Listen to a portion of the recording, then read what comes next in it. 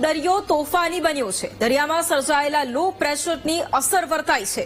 દરિયામાં ગયેલા માછીમારો પરત ફર્યા। 400 થી વધુ બોટ દરિયા કિનારે લાંગરવામાં આવી।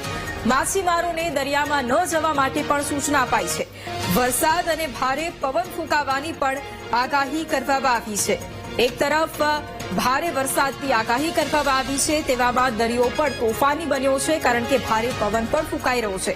તેવામાં અરબ સાગરમાં જે લો પ્રેશરની અસર વર્તાઈ છે, તેના કારણે માછીમારોને ખાસ સૂચના આપવામાં આવી છે।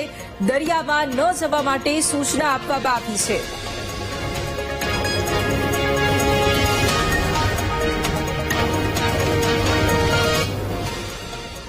દરિયામાં હવાનું હળવું દબાણ સર્જાતા દરિયામાં કરંટ જોવા મળી રહ્યો છે। અત્યારે વીટીવીની ટીમ દમણના દરિયા કિનારે પહોંચી છે। આપ દ્રશ્યમાં જોઈ રહ્યા છે કે દરિયો અત્યારે ભારે ઉફાન પર જોવા મળી રહ્યો છે। દરિયામાં ભારે કરંટ જોવા મળી રહ્યો છે।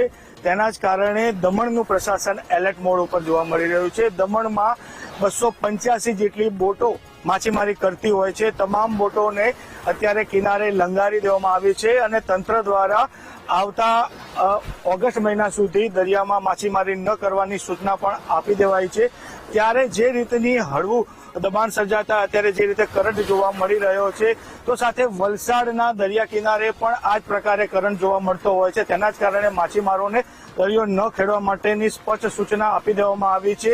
અને જે રીતે હવે ટૂંક સમયમાં વરસાદ પણ થવા જઈ રહ્યો છે, ચોમાસાની વિધિવત શરૂઆત થશે, ત્યારે આ જે કરંટ છે ધીરે ધીરે વધશે, ત્યારે માછીમારો અત્યારે સતર્ક જોવા મળી રહ્યા છે।